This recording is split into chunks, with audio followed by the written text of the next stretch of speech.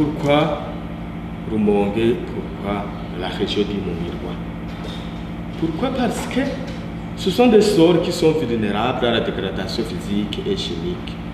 Aussi, la dégradation physique, c'est d'abord l'érosion, parce que ce sont des terres qui sont très pentues et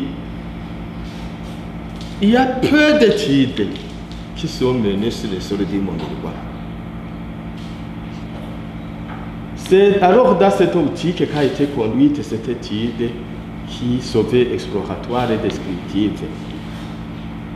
L'objectif, c'était de diagnostiquer les atouts et les contraintes physico-chimiques des sols pour faire des formulations, des recommandations pour une agriculture productive sur le site d'études.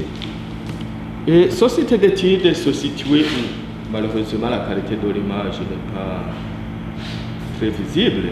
C'est à commune de Rumonge et au piémont du Mont-Miroir. C'est à une latitude et latitude que vous voyez là. C'est pas dans la plaine, c'est au piémont du Mont-Miroir.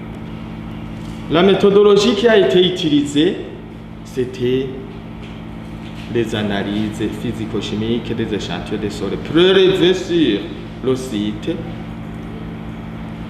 Et après ces analyses au laboratoire, ça a été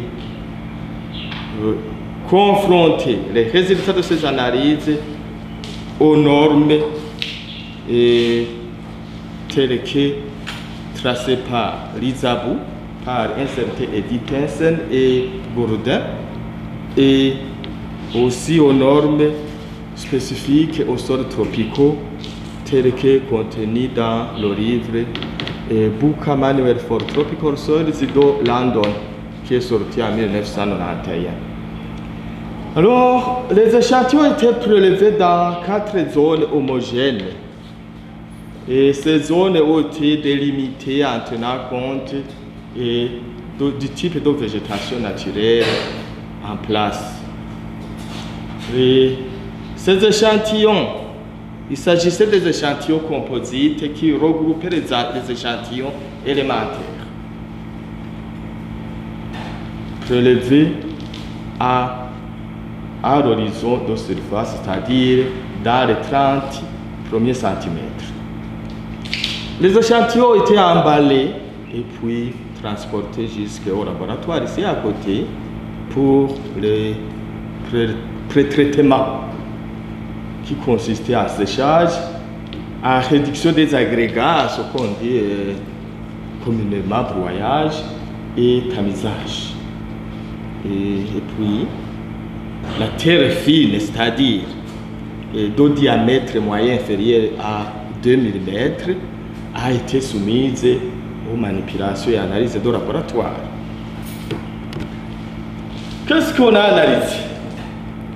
Les analyses qui ont été faites, il s'agissait de la granulométrie, le pH-O, pH-KCl et la conductivité électrique au rapport solo de 1 sur 5. 3 premières manipulations ont été faites ici au laboratoire d'agrochimie de la FABI. Et d'autres analyses physico-chimiques ont été menées au laboratoire d'analyse des sols et des produits agroalimentaires de l'ISABU. Il s'agissait du carbone organique selon la méthode Wakeler-Black, de l'azote total, du phosphore assimilable, de l'acidité d'échange, des bases échangeables et de la capacité d'échange cationique. Une chose très importante à remarquer, la capacité d'échange cationique et les bases échangeables ont été analysées avec la méthode de percoration avec acétate d'ammonium à pH 7. Ça, c'est très important de remarquer ça. Puisque dans presque tous les laboratoires du monde, quand on fait les analyses des bases échangeables et de la capacité d'échange cationique, on doit recourir à cette méthode. Acidité et salinité.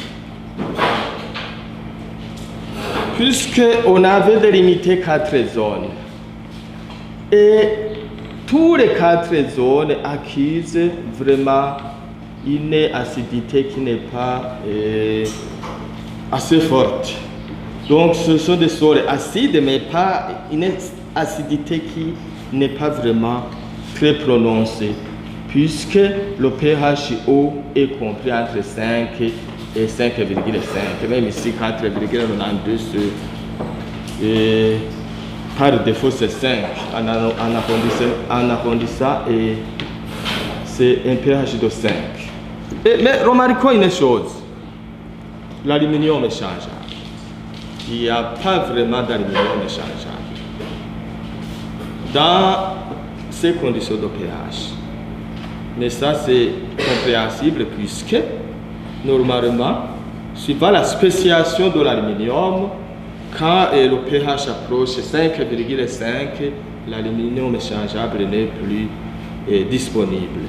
Donc, l'aluminium va se transformer en d'autres molécules solides qui ne sont pas solubles dans les solvants ordinaires.